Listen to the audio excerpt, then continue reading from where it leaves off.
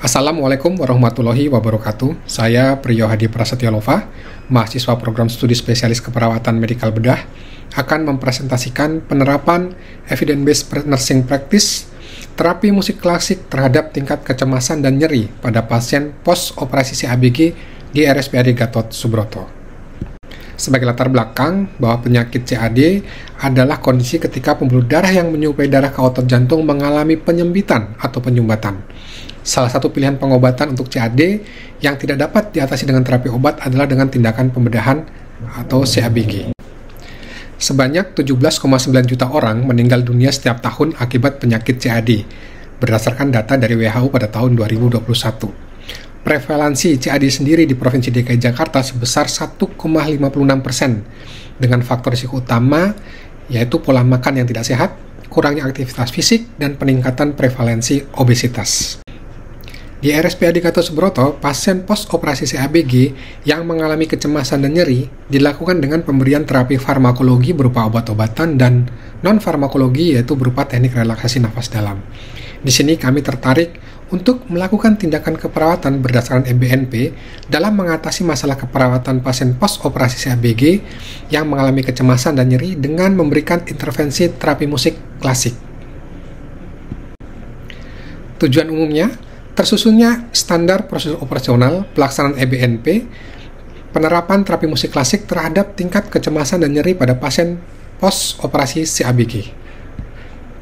Tujuan khususnya melakukan critical appraisal terhadap hasil penelitian tentang pengaruh terapi musik klasik. Yang kedua, menyusun SPO terapi musik klasik. Yang ketiga, melakukan penerapan SPO terapi musik klasik. Dan yang terakhir, mengidentifikasi pengaruh terapi musik klasik terhadap tingkat kecemasan dan nyeri pada pasien post-operasi CABG. Pencarian artikel EBNP dengan menggunakan analisa PICO, di mana populasi CABG, intervention musik terapi, compression relaxation, outcome anxiety dan pain. Sumber literatur database jurnal ilmiah dapat diakses melalui ScienceDirect, ProQuest, dan PubMed. Populasi dan sampel pada penerapan EBNP ini sebanyak 16 pasien post-CABG dengan kriteria inklusi 1. Usia 18-65 tahun, kedua bersedia menjadi responden, 3. Tidak mengalami gangguan pendengaran, 4. Memiliki handphone Android, 5. Mengalami kecemasan dan nyeri, 6. Menyukai musik klasik.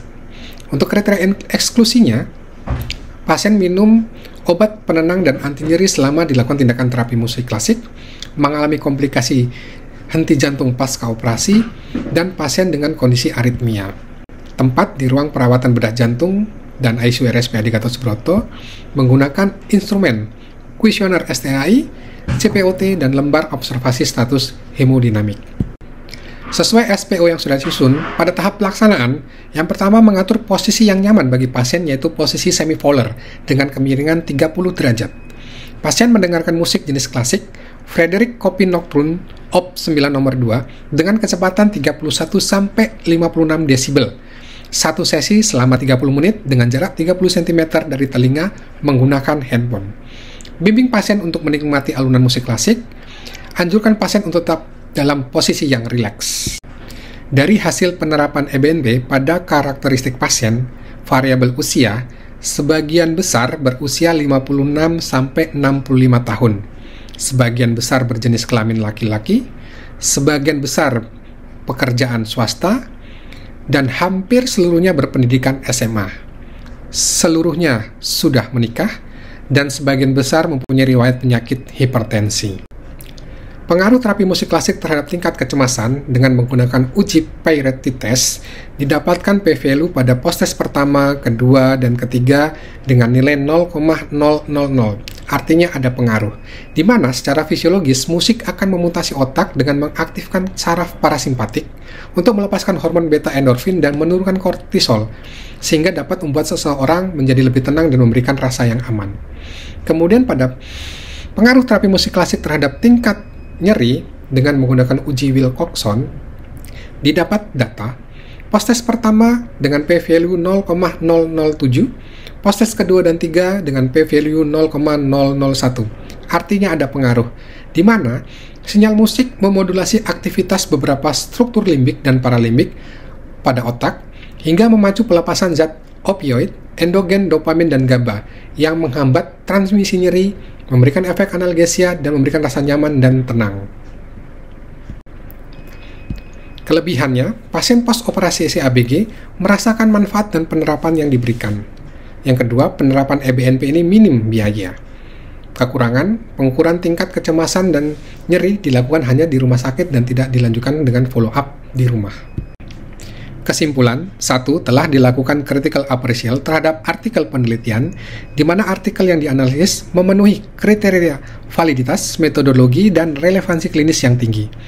2. Penerapan EBNP menyusun SPO yang sistematis dan aplikatif dengan memperhatikan aspek keamanan, kenyamanan pasien, serta efektivitas waktu pelaksanaan. 3. Penerapan intervensi terapi musik klasik sesuai SPO menunjukkan keberhasilan secara praktis di mana pasien menjadi lebih kooperatif dan stabil secara emosional. 4. Teridentifikasinya pengaruh penerapan terapi musik klasik terhadap tingkat kecemasan dan nyeri pada pasien post-operasi CABG yang paling optimal, yaitu pada pengukuran yang keempat ataupun post-test yang ketiga. Demikian yang dapat saya sampaikan, semoga bermanfaat. Terima kasih. Wassalamualaikum warahmatullahi wabarakatuh.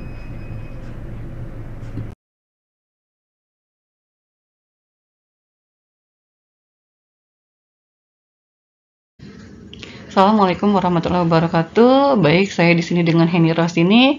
Saya akan memaparkan hasil dari penerapan evidence-based practice combined exercise dalam mengatasi fatigue pada pasien dengan PPOK.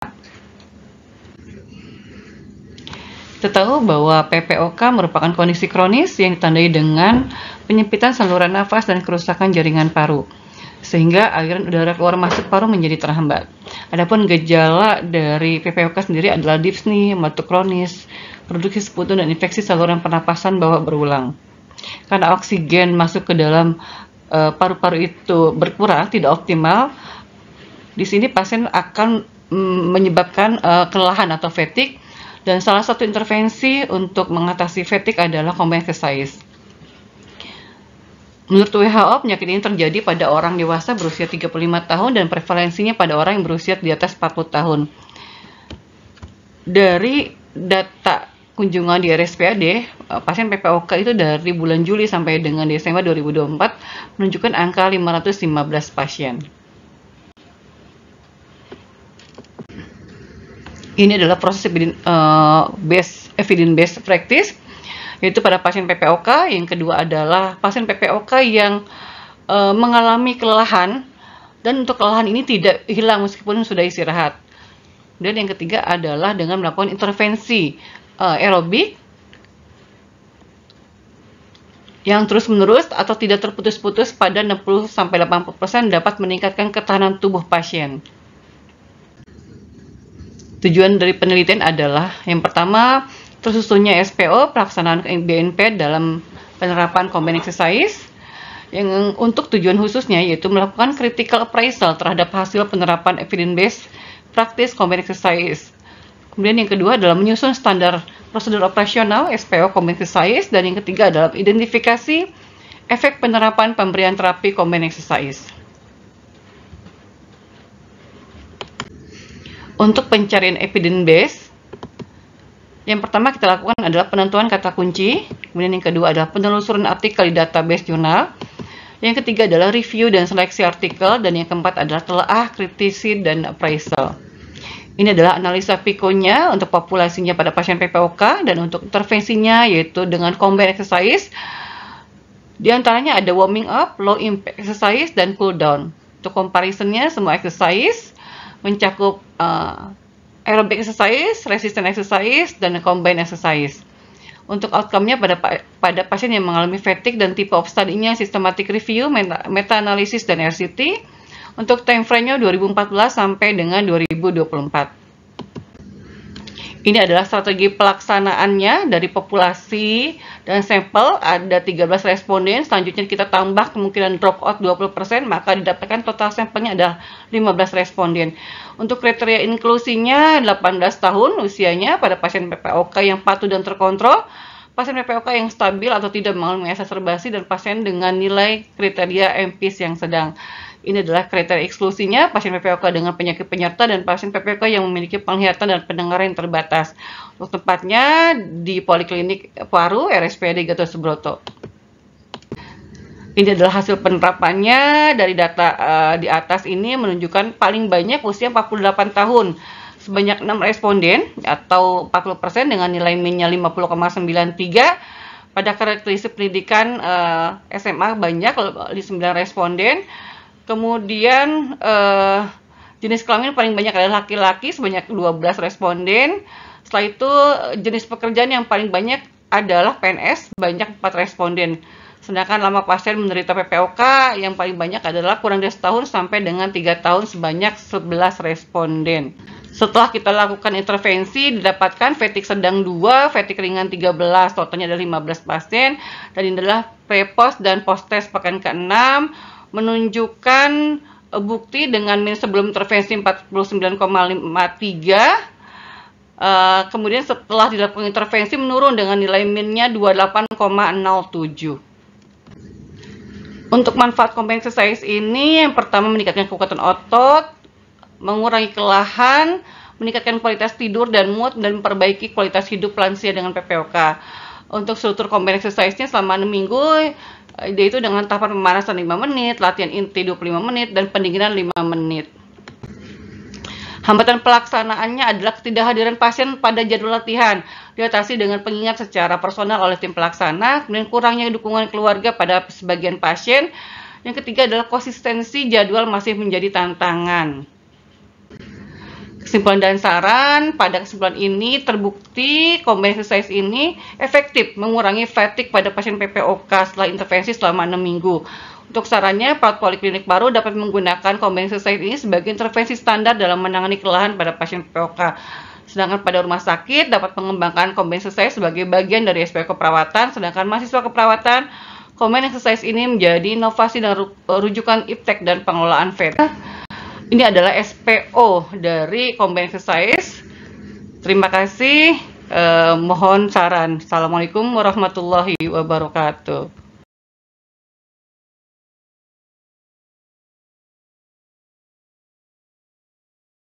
Assalamualaikum warahmatullahi wabarakatuh. Perkenalkan, nama saya Agus Susilawati.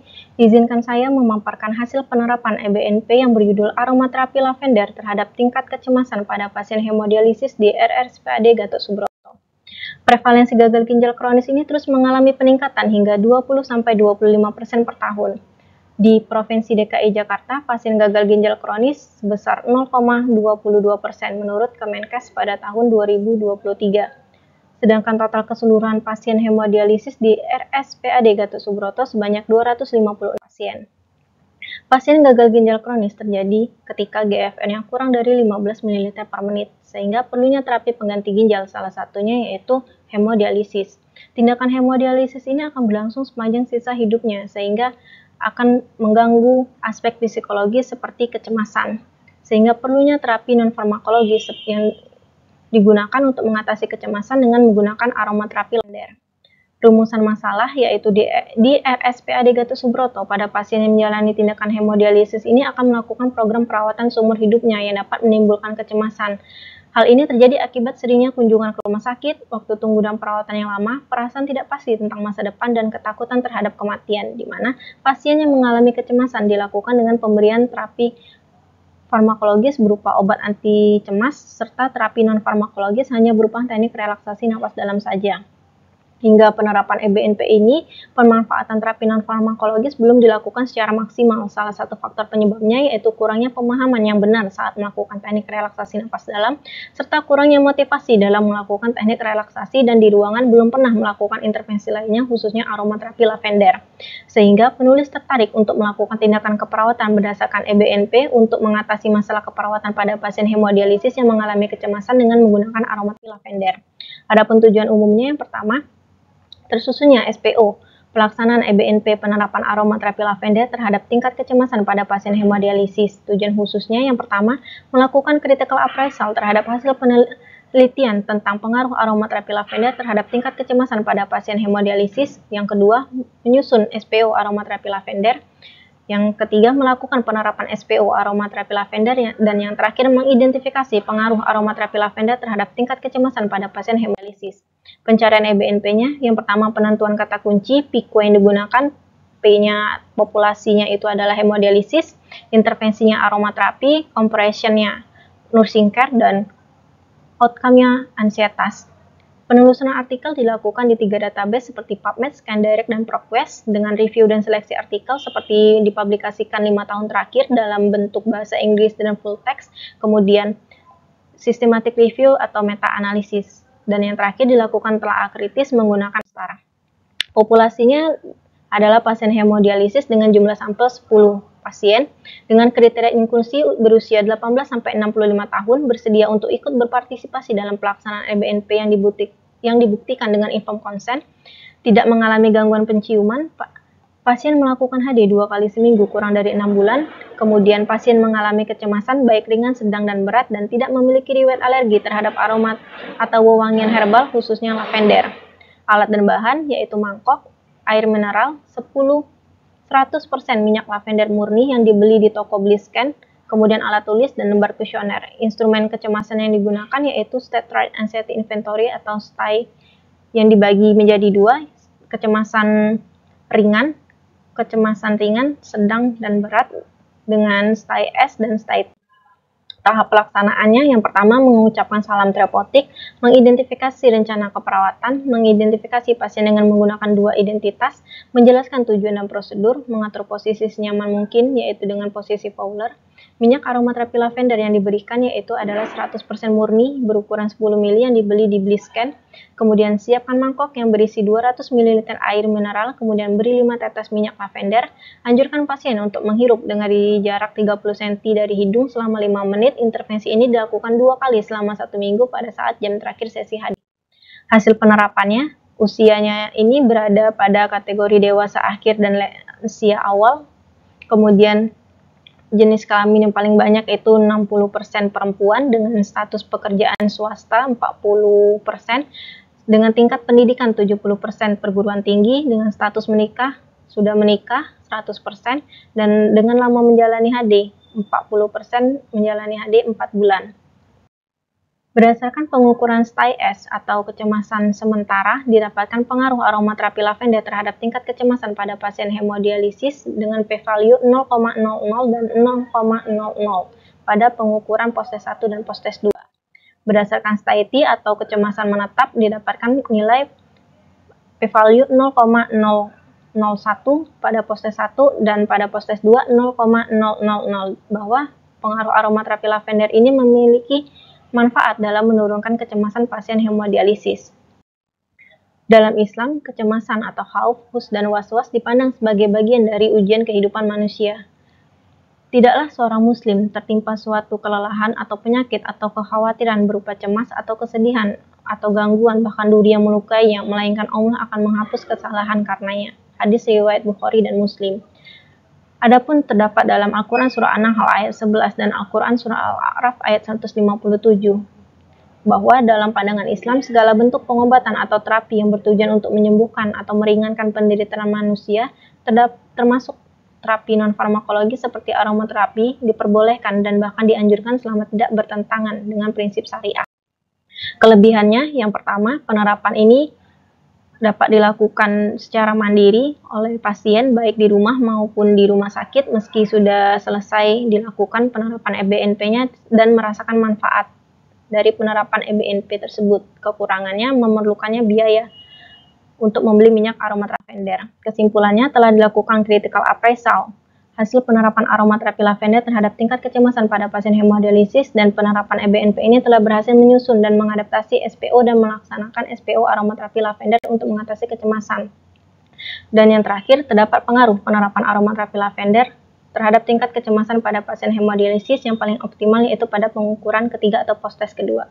Demikian yang dapat saya sampaikan. Saya akhiri. Wassalamualaikum warahmatullahi wabarakatuh.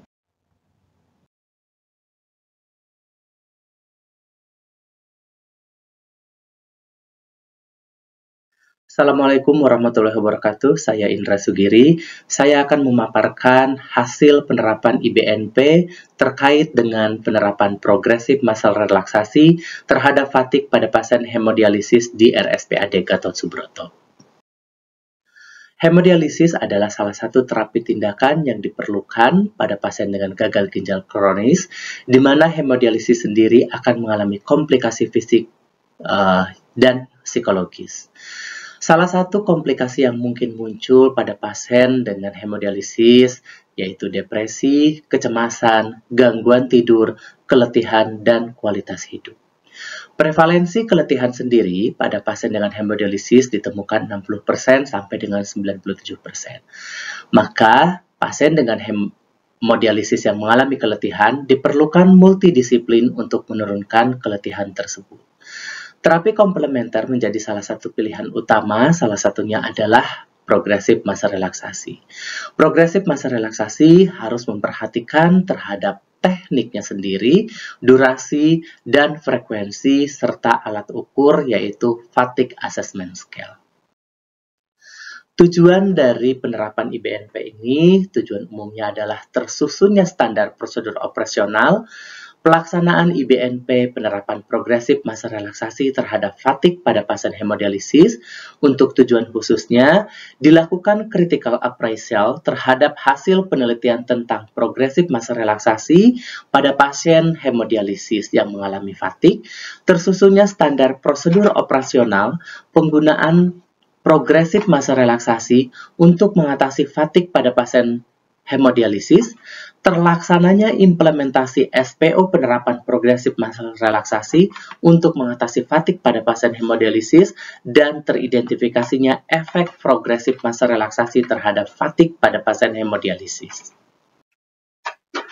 Untuk formulasi PICO sendiri, yaitu menggunakan kata kunci untuk populasi adalah hemodialisis, intervensinya yaitu muscle relaksasi, komparasinya tidak ada, dan outputnya sendiri adalah fatigue. Sumber literatur yang digunakan, ScienDirect, ProQuest, dan PubMed.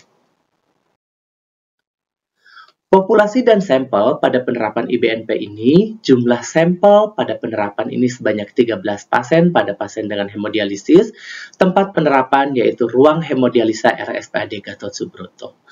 Untuk kriteria inklusi sendiri, usia pasien 18 tahun sampai dengan 70 tahun, menjalani hemodialisis minimal 3 bulan, tidak memiliki penyakit muskuloskeletal yang lain, contohnya seperti osteoartritis atau fraktur, bersedia mengikuti proses pelaksanaan IBNP dengan mengisi informed consent, hemodinamik stabil, dan pasien yang mengalami fatigue. Untuk kriteria eksklusi sendiri, pasien tidak bersedia dalam proses pelaksanaan IBNP, pasien kesulitan dalam mobilitas fisik, pasien awal hemodialisis kurang dari 3 bulan. Instrumen yang digunakan yaitu Questionnaire Fatigue Assessment Scale.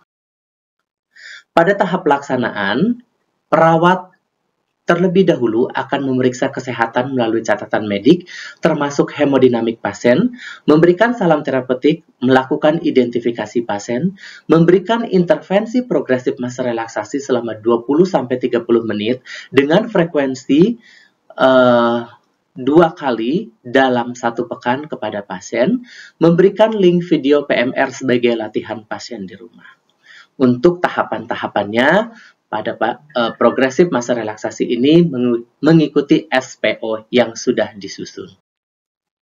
Hasil penerapan pada progresif muscle relaksasi ini, jenis kelamin laki-laki paling banyak yaitu jumlahnya 9 atau 69,2%, untuk usia rata-rata yaitu pada umur 53 tahun dengan usia minimum 31 dan maksimal 69 tahun.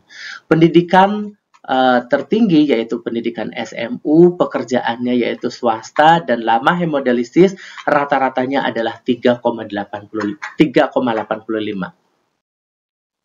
Untuk uji normalitas sendiri, yaitu mengalami uji normalitas homogen, yaitu datanya berdistribusi normal karena ditemukan nilai sig-nya pada Shapiro-Wilk mulai dari pre-intervensi sampai dengan post-intervensi 1, intervensi 2, intervensi 3, dan intervensi 4 lebih dari 0,5. Hasil analisis bivariat, pengaruh penerapan progresif masa relaksasi terhadap fatigue sebelum dan sesudah intervensi terlihat mulai dari pengukuran 1 sampai dengan pengukuran 4, yaitu mengalami penurunan yang signifikan di mana mean difference pada pengukuran 1 2,84, pengukuran 2 5,84, dan pengukuran 3 10,61, pengukuran 4 14,38 dengan nilai V-value 0,00. Kelebihan dan kekurangan pada penerapan selama melaksanakan progresif masa relaksasi. Kelebihan yaitu mudah dilakukan, dapat diberikannya panduan berupa video, adanya peserta diklat hemodialisis sehingga memudahkan koordinasi ketika proses pelaksanaan, dukungan dari perawat ruangan, sedangkan untuk kekurangannya, pasien mengalami mudah keletihan. Kesimpulannya, intervensi penerapan progresif masa relaksasi pada pasien hemodialisis secara statistik efektif dalam menurunkan fatigue, yaitu telah disusunnya standar prosedur operasional tentang penerapan progresif masa relaksasi, telah dilakukannya critical appraisal, terlaksananya implementasi SPO, telah teridentifikasi pengaruh penerapan progresif masa relaksasi. Cukup dari saya pemaparan terkait dengan penerapan progresif masa relaksasi. Saya ucapkan terima kasih. Wassalamualaikum warahmatullahi wabarakatuh. 6 menit 35 detik.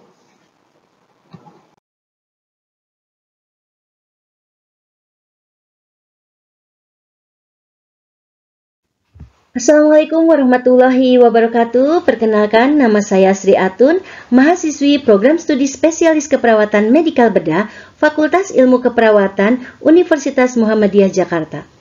Pada kesempatan kali ini, saya akan menyampaikan hasil penerapan Evidence-Based Nursing Practice, evaluasi efektivitas screening non-invasif untuk deteksi dini gangguan kaki pada diabetisi. Latar belakangnya, prevalensi global diabetes meningkat 2 kali lipat dalam 30 tahun terakhir. Di Indonesia, DM menjadi penyebab kematian ketiga tertinggi. Salah satu komplikasi utamanya adalah neuropati diabetik. Deteksi dini merupakan langkah kunci dalam pencegahan komplikasi neuropati. 5 metode screeningnya adalah BDRFS, monofilamin test, tes getar, tes suhu, dan QST atau Quantitative Sensory Testing. Rumusan masalah untuk EBNP ini adalah sejauh mana efektivitas screening non-invasif dalam deteksi dini gangguan kaki pada diabetisi. Untuk tujuan umumnya yaitu menyusun dan merekomendasikan SPO pelaksanaan EBNP terkait screening non-invasif untuk deteksi dini gangguan kaki pada diabetisi dengan upaya pencegahan komplikasi neuropati diabetik. Tujuan khususnya, pertama melakukan critical appraisal, kemudian menyusun SPO screening non-invasif, selanjutnya menerapkan SPO screening, dan terakhir mengevaluasi efektivitas implementasi. Laporan ini diharapkan dapat meningkatkan keselamatan dan kualitas hidup pasien, memperkuat dasar ilmiah, mendukung perawat klinis dalam pengambilan keputusan melalui panduan SPO, dan mendorong kebijakan pelayanan kesehatan. Proses EBNP ini dilakukan di RSUD Al Ihsan Provinsi Jawa Barat yang merupakan rumah sakit tipe B milik pemerintah dan rumah sakit rujukan provinsi dengan layanan unggulan kanker, jantung, stroke, ginjal, dan diabetes center. Data kasus diabetes pada tahun 2024 dirawat jalan DM non-neuropati 14.172, sementara DM dengan neuropati 9.207. Proses EBNP ini, temuan awal klinisnya adalah 7 pasien DM diobservasi seluruhnya mengalami gejala neuropati namun tidak menyadari kondisinya. Dengan gejalanya, kesemutan, rasa terbakar, baal, hilang sensasi sentuhan. Sehingga dilakukan analisis situasi baik di unit rawat inap maupun rawat jalan dengan pendekatan SWOT untuk mendukung penerapan EBNP screening non-invasif gangguan kaki diabetisi. Pencarian evidence base-nya dimulai dengan penentuan kata kunci, penelusuran artikel database jurnal, dilanjutkan review dan seleksi artikel, dan terakhir telaah kritis atau appraisal. Formulasi PICO-nya untuk populasinya adalah diabetisi, intervensinya adalah screening non-invasif untuk deteksi dini gangguan kaki pada diabetisi dengan menggunakan BDRFR, tes monofilamin, tes vibrasi, tes temperatur, dan QST. Komprehensinya tidak ada dan outcome-nya adalah deteksi dini gangguan kaki, neuropati perifer, pencegahan komplikasi kaki diabetik, baik ulkus, infeksi, maupun amputasi. Sumber literaturnya dilakukan pencarian melalui PubMed dengan kata kunci MASH term, diabetic neuropathies and mass screening and reproducibility of result, ditemukan reliability of recommended non-invasive chairside screening test for diabetic related peripheral neuropathy, a systematic review with meta-analysis.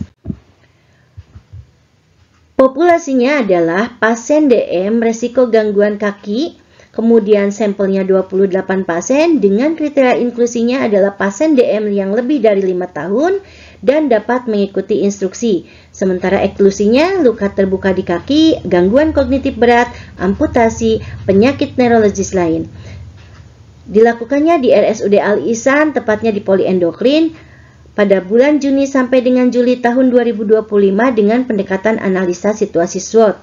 Alat dan bahan screeningnya monofilamin, garputala, jarum nyeri, lampu senter, stopwatch, formulir demografi, dan instrumen evaluasi.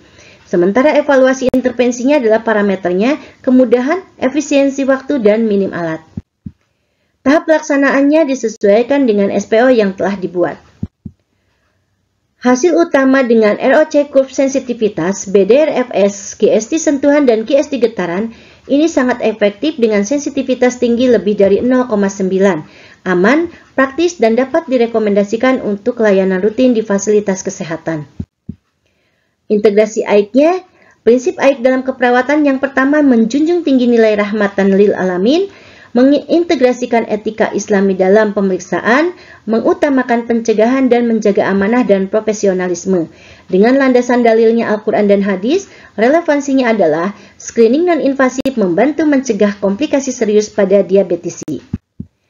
Untuk ringkasan hasil dan interpretasi, sebagian besar metode screening memiliki sensitivitas tinggi, BDRFS dan QST menunjukkan sensitivitas sangat efektif, semua metode aman dan non-invasif. Implikasi keperawatannya adalah deteksi dini gangguan kaki, mencegah ulkus dan amputasi, memperkuat aspek promotif dan preventif, dan dapat menjadi dasar pengembangan SOP dan pelatihan tenaga kesehatan.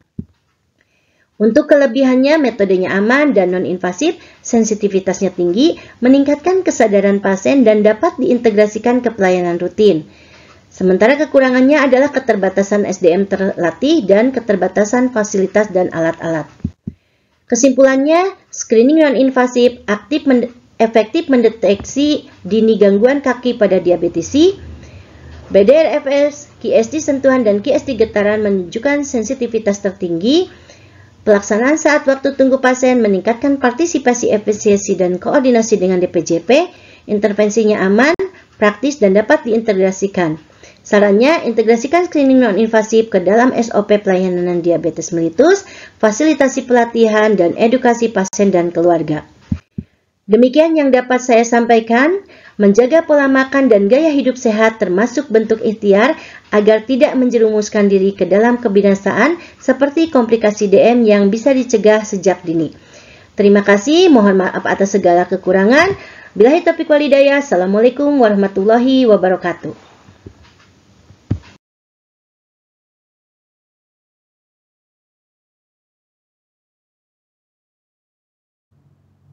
Assalamualaikum warahmatullahi wabarakatuh. Perkenalkan, nama saya Yani Nurhayani, mahasiswa spesialis perawatan medikal bedah, Fakultas Ilmu Keperawatan Universitas Muhammadiyah, Jakarta. Pada kesempatan kali ini, saya akan memaparkan penerapan evidence based practice aktivitas fisik jalan kaki terhadap penurunan kadar gula darah pada diabetes. Penerapan EBP ini dilatar belakangi oleh prevalensi penyakit diabetes mellitus yang semakin meningkat setiap tahunnya, Penyakit diabetes mellitus ini yang tidak terkontrol kadar gula darahnya dapat menyebabkan berbagai komplikasi berupa gangguan pada pembuluh darah baik makrovaskuler maupun mikrovaskuler. Dari beberapa pasien yang saya kelola asuhan perawatan didapatkan beberapa pasien yang kurang melakukan pergerakan aktivitas sehingga nilai kadar gula darahnya tetap di atas normal. Pengelolaan penyakit diabetes mellitus disebut dengan 5 pilar, meliputi diet, pengobatan farmakologi, aktivitas fisik, edukasi, dan monitor kadar gula darah. Salah satu pilar dalam pengelolaan diabetes mellitus tipe 2 yang efektif yaitu aktivitas fisik. Upaya mengendalikan kadar gula darah dan mencegah komplikasi pada diabetes, berbagai jenis aktivitas fisik telah direkomendasikan, salah satunya yaitu jalan kaki. Jalan kaki ini bermanfaat untuk memperbaiki sensitivitas insulin, menjaga kebugaran tubuh, dan dapat membantu mengontrol kadar gula darah. Penerapan EBP ini bertujuan untuk mengetahui efektivitas penerapan EBP aktivitas fisik jalan kaki terhadap penurunan kadar gula darah pada diabetes. Metode yang digunakan pada penerapan EBP ini bersifat eksperimen, menggunakan desain pre dan post test desain dengan jumlah sampel sebanyak 12 pasien. Aktivitas jalan kaki ini dilakukan pada diabetes selama 3 menit, berselang setiap 30 menit dalam waktu 7 jam. Diabetes ini dilakukan pengukuran kadar gula darah sebelum dan sesudah aktivitas fisik jalan kaki. Penerapan EBP ini terdapat kriteria inklusi dan eksklusi. Nah, di antaranya yaitu kriteria inklusi yang pertama berusia lebih dari 25 tahun dengan diagnosis diabetes mellitus tipe 2. Yang kedua yaitu kadar gula darahnya lebih dari 200 mg/dl. Yang ketiga yaitu pasien dalam keadaan sadar penuh atau komposmentis. Yang keempat yaitu bersedia mengikuti seluruh rangkaian penerapan EBP dan memberikan informed consent. Kriteria inklusi pada penerapan EBP ini yaitu pasien keadaan hamil, pasien mengalami gangguan kardiovaskuler atau penyakit kronik lainnya yang membatasi aktivitas fisik ringan. Yang terakhir yaitu kadar gula darahnya kurang dari 70 mg/dl atau hipoglikemi. Penerapan EBP ini dilakukan di ruang rawat inap karena memerlukan waktu sekitar kurang lebih 7 jam. Penerapan EBP ini memerlukan alat dan bahan diantaranya yaitu lembar inform consent, SOP kegiatan, jam penunjuk waktu, formulir kegiatan, alat pemeriksaan kadar gula darah atau glukotes, dan sarapan serta makan siang yang kami dapatkan dari rumah sakit. Kemudian ini SOP-nya diantaranya itu yang pertama persiapan. Jadi pada hari sebelum pelaksanaan atau H-1 itu kita pemilihan pasien sesuai dengan kriteria inklusi. Kemudian kami lakukan komunikasi terapeutik ya, diantaranya itu pastikan lingkungan kegiatan tenang dan nyaman, pastikan pasien dalam keadaan sadar penuh atau komposmentis, kemudian perkenalkan diri, jelaskan prosedur dan tujuan kegiatan pada pasien, kemudian pastikan pasien puasa di malam hari sebelum hari pelaksanaan. Yang terakhir yaitu pasien menandatangani lembar persetujuan atau informed consent. Ini merupakan tahap kerja pada hari H pelaksanaan. Pasien terlebih dahulu dicek gula darah puasa 1 jam sebelum kegiatan. Kemudian pasien diberikan sarapan kurang lebih 20 menit dalam kondisi duduk. Kegiatan dimulai dengan menganjurkan pasien berjalan kaki intensitas ringan selama 3 menit atau sekitar 228 langkah dan kemudian duduk kembali. Peserta mengulangi kegiatan jalan kaki dan duduk berulang kali setiap setengah jam. Setelah 2 jam pasca sarapan, dilakukan pengukuran glukosa darah atau 2 jam postprandial. Peserta mengulangi kegiatan jalan kaki dan duduk berulang kali setiap setengah jam. Jumlah kegiatan jalan kaki 6 sesi sebelum makan siang. Setelah kegiatan berlangsung 3,5 jam, peserta diberikan makan siang. Setelah peserta makan siang, kegiatan dilanjutkan dengan menganjurkan pasien berjalan kaki intensitas ringan di sekitar ruangan, kemudian duduk kembali. Peserta mengulangi kegiatan jalan kaki dan duduk berselang setiap setengah jam. Jumlah kegiatan jalan kaki 6 sesi setelah makan siang. Kegiatan ini dilakukan kurang lebih selama 7 jam. Lakukan pemeriksaan kadar glukosa darah setelah selesai intervensi. Ini merupakan tahap terminasi, yaitu konfirmasi dengan pasien bahwa prosedur telah selesai. Berikan kesempatan kepada pasien untuk mengungkapkan perasaan atau pertanyaan terkait kegiatan penerapan EBP, kemudian evaluasi kegiatan pelaksanaan dan hasil kadar glukosa setiap selesai diukur. Ini ada tabel gambaran penerapan EBP yang telah dilakukan praktikan di Rumah Sakit Al-Ihsan Bandung. Ini merupakan hasil uji statistik yang didapatkan p-value 0,48, maka dapat disimpulkan bahwa ada perbedaan yang signifikan antara pemeriksaan kadar glukosa darah 2 jam postprandial dan kadar gula darah setelah penerapan EBP. Kesimpulannya yaitu teridentifikasi aktivitas fisik jalan kaki terhadap penurunan kadar glukosa darah pada diabetes. Demikian pemaparan dari saya. Wassalamualaikum warahmatullahi wabarakatuh.